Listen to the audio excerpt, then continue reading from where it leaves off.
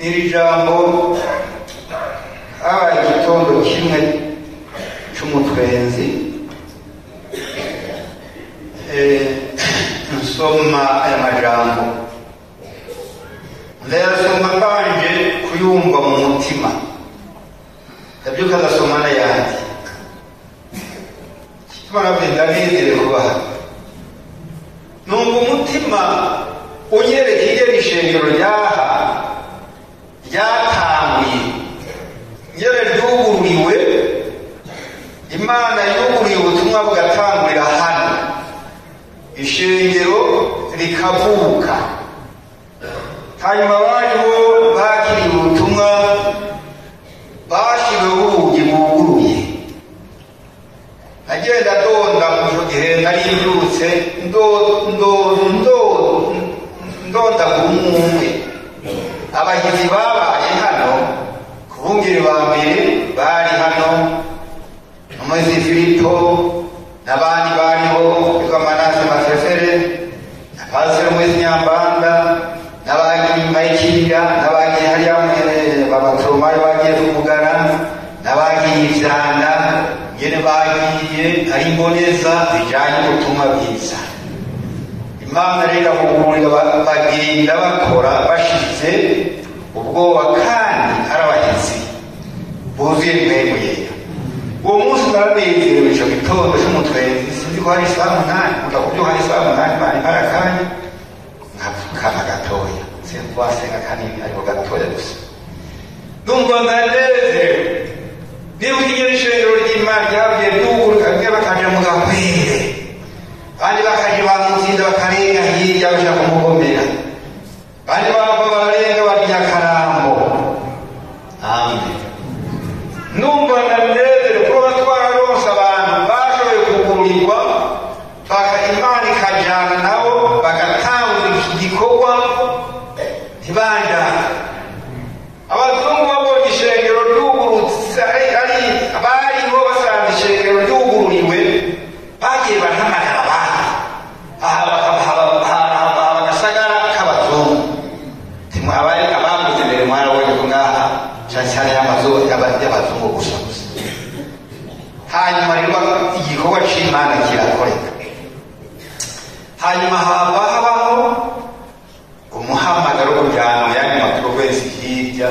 mu Kirundo i Muyinga ahabanje gukora n'Ikayanza na Muramvya ariko naho nyene mu gihe gikwiye gishise Imana irugurura abakozi b'Imana barajaye naciye nibuka nanjye ubwanjye ari mu mugamba igihe nahamagara kuja mu Kirundo ariko bati banduka bari mu mugamba nawe banduhera hano haramukiwe sinagiye nagenda ndiko ndamara imyaka 10 hafi nki mu myaka itasi niba ari 5 n'indwara cyanje ndi hagati y'itanu ndumva ntangiye kuruha gatoya intege z'umubiri ndasigaye ntabara mpamagara umuntu w'umugabo ndakora nkaruha kanyirana ndiko ndubaka agashuri kariho numva birangoye abana bari bati tubakusenya kwa mutafari ngakora twaneze abana batoba ariko ndumva umunezero hanyuma ndeka nsaba Imana aragenda asaba Imana aho ryama asanga harangoye kuryama kandi ndabagoye ndarira ndasenga Imana ikintu n'undi mugabo naharukiga uyu ni imfura yanjye umuhungu namubariye ntazonera neza bisavuga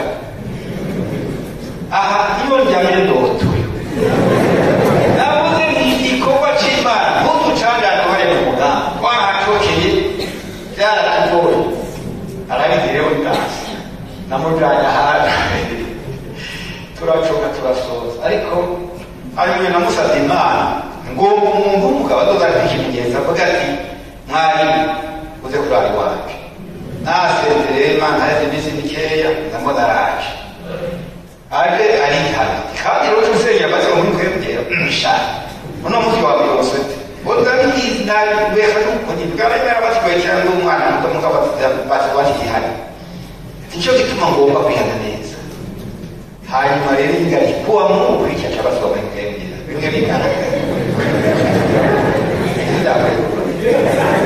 hanyuma kuwa Mungu hereze umugore we arashaka ati kandi nani tuzengera bazo muri kembira ubundi wamukurikira no haize nkameza ni ngo mwari muje kwari wacu manshi ndi wawe jewe tumariyero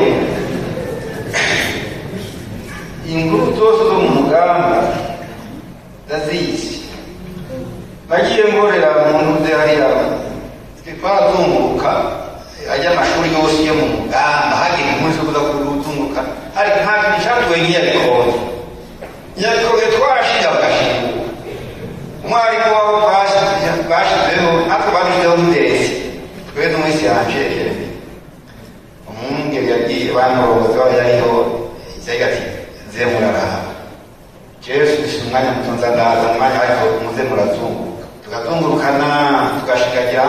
intuzi z'amashuri tukagira tukaraba tukarongera ahari ibyete tukaza kurondana kandi Bujumbura ko rero nakuriye cyane ndabaza ibyete by'amashuri n'umuzungu parumeshi yari agenda ashingagira akagira abakozi agashingagira agasaba ibibanza agashingagira naronka abantu bagenda basaba akazi gusa turabaza umunyamuhamagara hanyuma rero igihe twabigiriye rero turarondera byashobotse turaronka ibindi turaronse baradutwara turacumukura ariko no munsi ngo byarabize ntagiye rimwe nyabikoye kera ndayoba kera sidasubira nsanga habonetse abashyitsi ndanezerwa nagiye ahandi kumugomera nsanga abanje kera hari abantu bato neza ntibanyarushaga nsanga harabonetse abasirimu kandi hari inzara imungura mugabo usanga harabonetse iriya byarabahinze rero nicyo gituma ishengero ryugururiwe yaravuze ubutumwa nicyo gituma namwe muriho no munsi musaba Imana igashishikara kugurura kuko Imana yacu ivuga ngo ni Imana yugara ntihagire iki ntihagire uwugurura kandi yugaye ntawo yugaye ntawo kandi yuguye ntawo ntawo ushobora guhagarara imbere y'ishengero ngo arariyugara atari yishimana nicyo gituma rero haba ukuremeshwa Imana ikaremesha wandikiye Yohana yishyuye kwandikira ishengero Imana imutumye abaribarira twasomye ngo wandikire umumarayika w'ishengero y'Ifiladelfiya atuwera w'ukuri urumva Yesu ni uwera w'ukuri Imana ni Imana yera y'ukuri ibyo twizeye ni ukuri si amashyirahamwe si uko twobigira uko tugomba kose biri ku murongo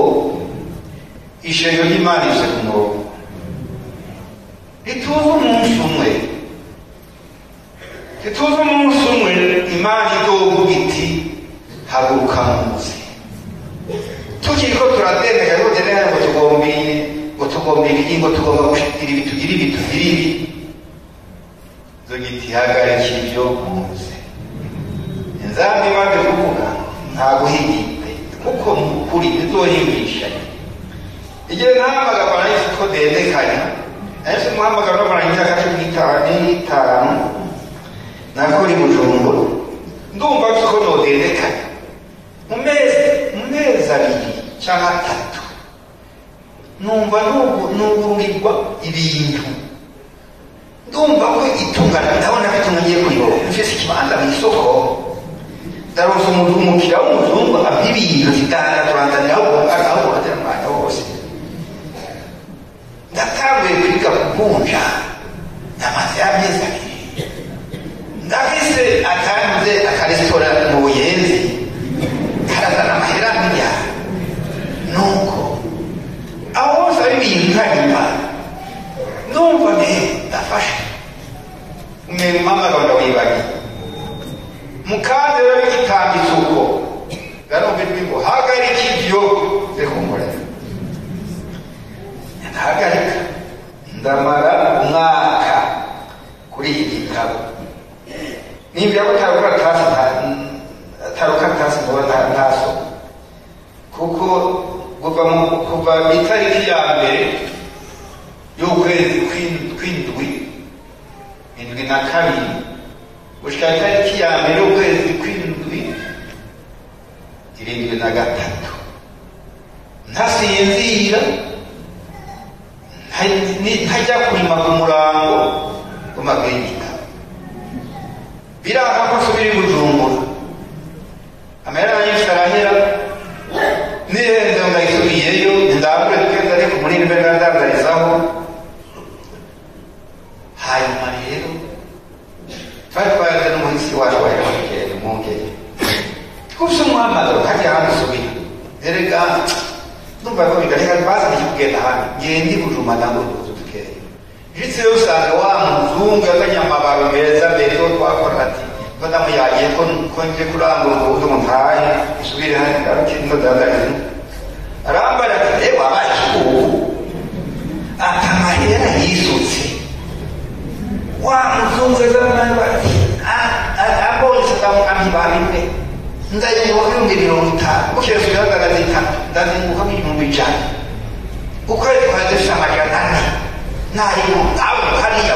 ukumaga ize nabyera ndawo ndakabura usanga n'umyekere ndakamaso yose ndakijya wandi sanga n'umyekere ndavuga nti Mana mbabarira ndobura kenye nduka kujya musoni tarakujomi kadibana namada munsi Mana mbabarira otwagashira mademba sinogumino kana nagiye kuyeneza katagiye ijawa mbazoka ndagiye izo muntu narambe sina naro muntu ndariya sinigeze tonga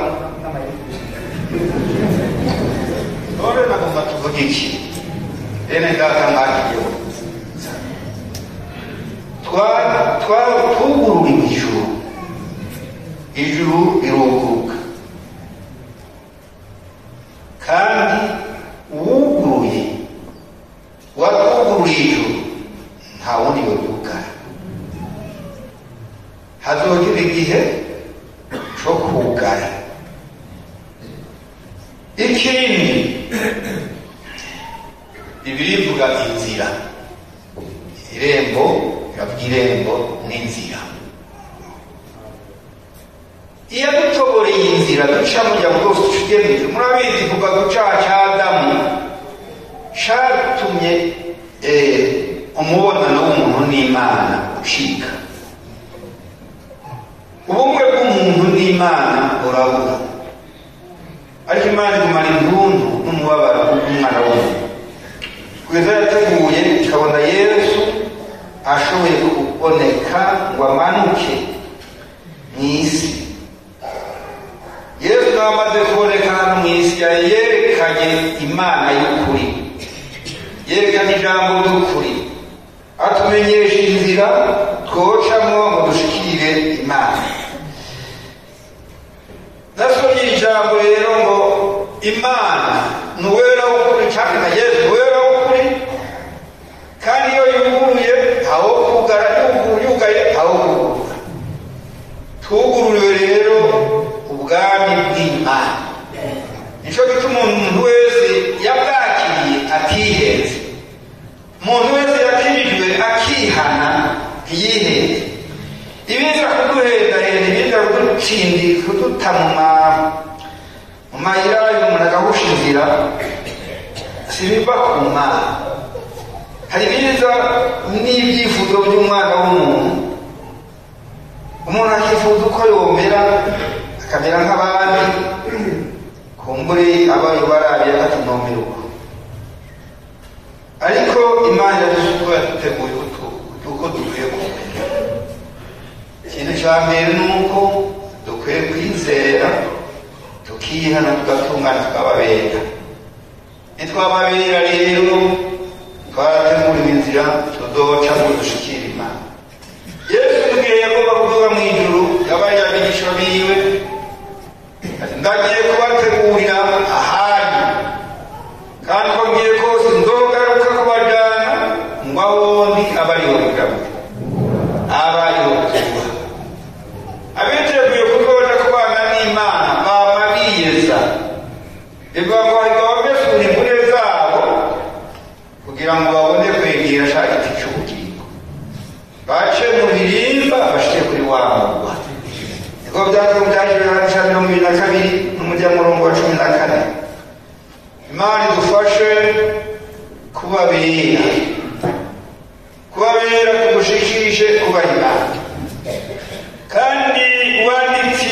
ibyo Luka yanditse mu butumwa bwiza bwa Yesu Kristo yavuze Luka 13 n'umurongo w'22 kugeza 28 turabagatoya ngamye kugoma hamwe bayikaye no tutanije ko handamu atashikira kabandanya ko numva haravuga kiraho hanyuma tuvuze Luka igice cya gatatu n'umurongo w'22 kandi turaraba yego haravuga ati ega wakizwa ni bake umurongo ndegetse ijambo aravuga ati ari mu nzira ahita mu bisagara no mu mihana yigisha ari ku rugendo ari Yerusalemu. Umuntu aramubaza ati mugezi mbega bakizwa ni bake nawe arabishura ati nawe arababaye ati mushishikare guca mu irembo rifunganye. Ndababwira yuko benshi abo tugomba kuricamo ntibabishobore yari nyene inzu ntiyaheza guhaguruka kugara urugi mugatangura gukomanga muhagaze hanze mukavuga muti mupfasoni nutwugururire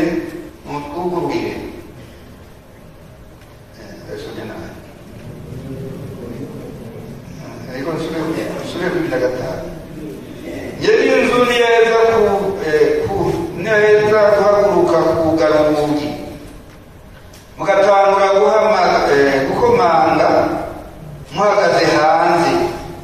mukavuga muti mupfasoni nutwugururire niho nzobishura nti simbazi sinzi niyo muvuga ijambo ryako n'umutima. Umuntu yaba yarakoreye Imana canke akayifata uko avyiyumviriye ntashike ku ntego y'Imana ngo yihane neza Yesu wagume muri iyi nzira itunganye nukuvuga ngo umuntu inzira ifunganye umuntu agenda uko agomba ntiturye uko tugomba ntituvuge ibyo ari byo byose ntitukore ibyo ari byo byose hari ibyo temerewe gukora ibyo temerewe kuvuga. Hanyuma rero menga biraboshe mutoya wanje niko ndamuhanura yaraguye hanyuma bene umwanura wakandi bwari Satani yaraheze Yesu kabisa ibintu byose byiza yihererejeho ngo Yesu amusikana ibintu by'ubugaragwa gusa nuko bugaragomba buri muri wewe abantu bose bakiri ngomba ubugaragwa abakijyaga ntibumva ubugaragwa none ibitoshe Satani afite n'iki ko impera n'imperuka yiwe ari urupfu kandi urupfu udahera azobabwira n'umurango ntabire bose iciza afite n'iki kandi abera b'Imana ko bazobaza kubana n'Imana ibihe n'ibihe mu bwami bw'Imana erega hazohava umuhero wa byose hari umunsi ari umuhero wa kimwe hari umufudara atwara umuntu n'umwe erega hanyuma nabo bazoguheruka byose abapagani bajya ukwabo abagororotsi baza ukwabo abagororotsi baragwa ijuru abanyabyaha baragwa umuriro udashira none mu ibyiza Satani yasigaranye n'ibiki abe yageze Yesu n'ibiki ndabona rero we turanye ukwiye gusubira kwihana ariho rero none rero bene data n'iri jambo naho biguma dushishikare guca muri iyi nzira itunganye benshi abona batabigomba umunsi baba kumvikana ngo ubutumwa burugawe ati igitabo kirazizwa abakozi barakodotse abantu bazosha bakebuka ngo baronde bavuga ati inobyumva byakomesha nihana iba ngo bazogira inyota ngo hariho abakobwa bahizi n'ibisore ngo abaranye ubugobe wewe mango nkuko yamana abirewe da nkuko bwabwirishiro kuhaguri ngo bazogomba kuronda ijambo ry'Imana biruke bagende intaya amaguru bagarukire ku kiyaga baje n'ahandi barondera kumva ngo babusigaye ariko ndazi ko nzabivuze kugodoka kuzoba ku munsi umwe mw'isi yose Yesu adufashe bakundwa ni dufise irembo ryuguruye Imana yatuguruye ubutumwa twavuze gatoya aho nihanye ngaha tugeze nabonye abahizi bajaye bakoze ibikorwa aho icyo kiyayuda cyajya hashizweho n'abatira nahe kari hari kuba ndabaga tuze n'abagira muri sikona kanayego bahita imbega none ntimuzamusubira gusa ngo Imana nisanurirwa ngo harya ambizwa ngazi nyezo bigenza none rero muno munsi mwarashoboye kuba Burundi nabonye wuzuru Imana rero duhanisha yaraduhezanye kanura amaso twarahezanye kandi mwarakuze n'uno munsi murabari bakeya Imana yaruguruye namubona ibone mwibuke Imana nyene yabariye nyene Yesu yavuze kugaba abantu baca umugani w'inkumi 10 avuga ati bizoba nkuko abadowe hari inkumi 10 bayi ibihugu kandi batanu abanyabwenge ngo bagiye gusanganira umukwe bamwe bafise amavuta abandi bashakisha hanyuma bafise amavuta mugabo badafise n'ayandi mpande bagitegereje umukwe ko ashika ngo bamwe hari ijoro rirashika barahunyiza baba barasinzira ivuga ngo ushobora guhurira ko twese tugusinzira ni urupfu ariko kandi umuntu agasinzira afite yitegura mu gicuba tuhumvikanye urwango nguyu mukoraje nimusohoke mumusanganire ngo buno inkumi zose irazanzabuka bose atanganya gutunganya amatangura gutunganya amatara yabo basanga bamwe amatara ariko arazima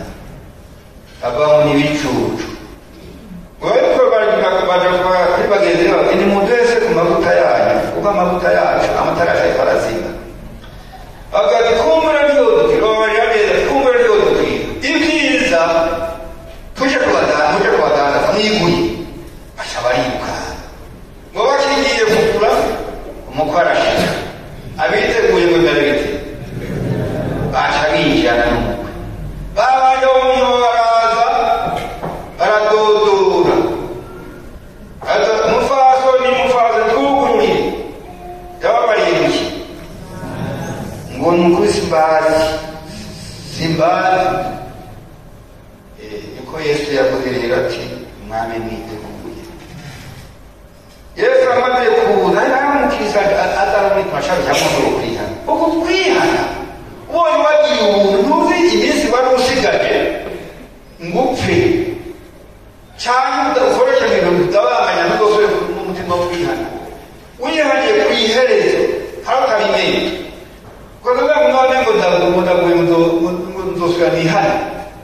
naciye umugani umwenge umwe ariko arambara ngo reka umugabo yamusabye ngo mujane